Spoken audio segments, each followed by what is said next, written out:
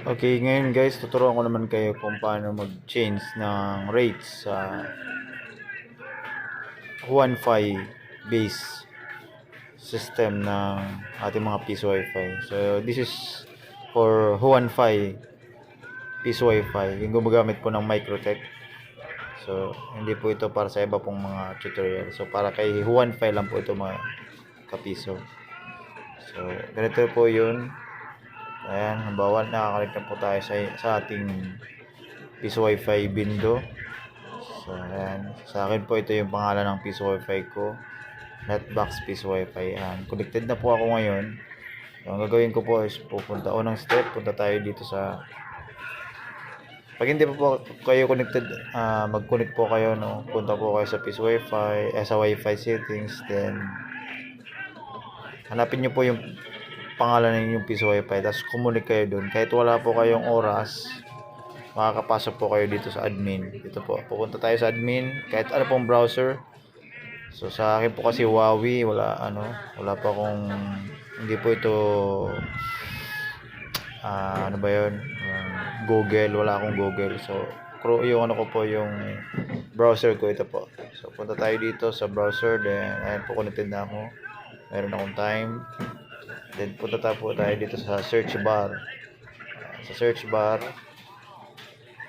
type natin yung ito po, 10.0.254/admin. So magkaiba po ito sa ibang LPB, sa ibang piso Wi-Fi like LPB. So 10.0.0.1 po sa LPB. So dito po 10.0.0.254/admin. Then tap natin yung go sa gilid. Ayan, meron po dito, maglalagin po tayo. Meron ditong username and password. Ayan, so sa akin po, hindi ko po binago. Binago ko po admin sa akin. Sa password, hindi ko na po sasabihin kasi magkakaiba po tayo ng password dyan. So kung sa inyo po, itanong nyo po sa pinagbilhan nyo ng inyong piso Wi-Fi. So login tayo, tap natin yung login.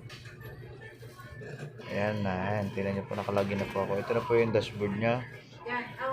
So ito na po yung mga pilian ng menu. So dito po makikita nyo yung sales. Pili nyo po yung i-reset. Ang laki ng sales. Ayan, reset. I-reset ko lang guys, 0 yan. Okay, customer service, set ko lang. Ayan, dito tayo sa dito po tayo sa software. Dito po mali. Dito tayo sa promo rates. Dito sa promo rates.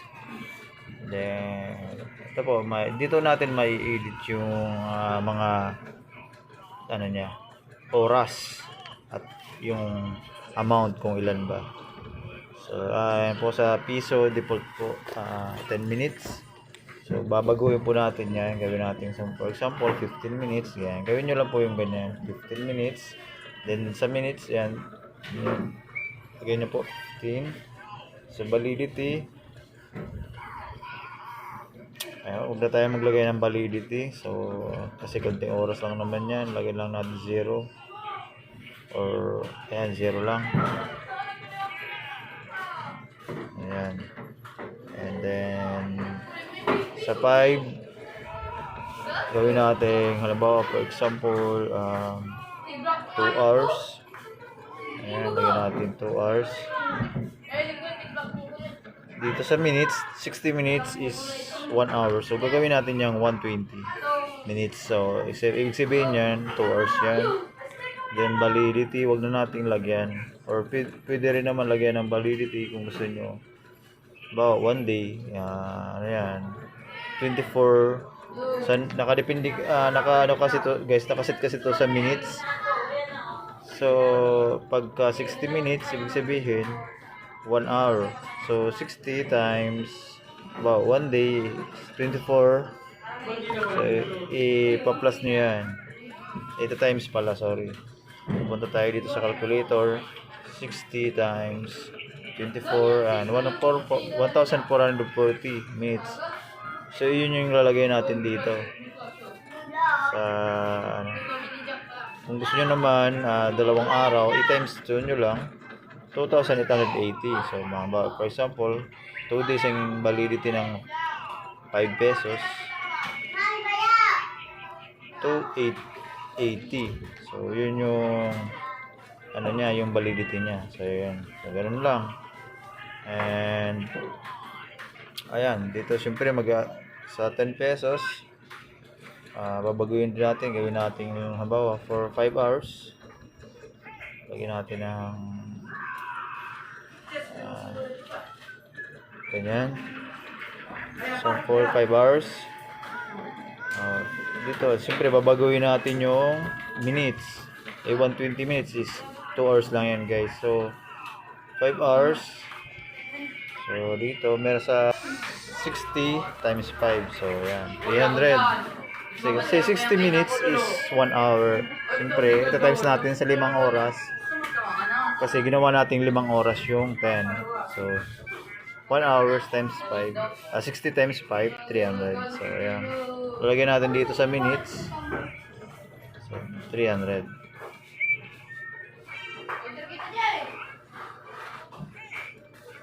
Tama ba?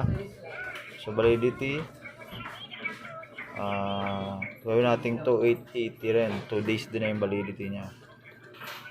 So, pwede natin i-delete ito. Huwag na natin lagay ng 50. Delete na natin yan, guys. Pinito nyo yung delete. Yan, mawawala na yung 50 dyan. Yung 100, pwede rin. Patayin na natin yan. Patayin, sorry. I-delete pala. So, ayan. Meron na tayong rates. Tatlo lang nilagay natin ng rates. Yung piso. Ayan. Tapos kung gusto nyo mag-add dito rin, pindutin yung add new. So, ganoon lang. So, gagayahin nyo lang yan, guys, kung ano ba nakalagay dyan. So, ayan. Pilapin nyo na lang yan. So, ganoon lang. Tapos pindutin natin yung save sa baba. Pagkatapos na tayo. Ayan, save. Okay. Nakalagay dito sa baba. Configuration save successfully. So, pindutin natin yung okay. Ayan. So, tapos, tingnan natin, guys. Punta tayo dito ulit sa search bar. Punta tayo dun sa portal ni Huanfy, yung 10.0.0.1. So, ayan, 10.0.0. Ito. Then, go tayo. Para mabilis, hindi na tayong type. So, test. Makikita natin dito, pinutin natin yung promo rates. Ayan, yung yellow. Yung color yellow. So, yan. Andito na. Ayan, nakalagay na dito, guys. Yung piso, 15 minutes na. Yung 5 piso, 5 hours na siya. At, sorry, 2 hours na pala siya. Ayan, 2 oras na siya. Then, yung validity niya is, nakalagay na rin dito, 2 days. Ayan. Tapos, tingnan guys, yung validity ng piso, hindi tayo naglagay. Ayan, 0 siya. Wala siyang validity. Ibig sabihin niya, no validity. Hindi siya ma-expired kahit kailan. Hanggat di naubos. So, itong 10 pesos, meron din siya, 2 days din siya, pero 5 hours yung time niya. So, ganun lang guys, napakadali lang. Sana nasundan nyo, at kung may katanungan kayo, comment na lang po kayo dyan sa baba lang. And, yun, nag-reset na. Okay, and goodbye and good luck po. Please subscribe kung nakatulong po ito sa inyo. Follow me for more videos, tutorial po about technology, piso wifi, cellphone, kung ano man po yun guys. So, ayan, good luck and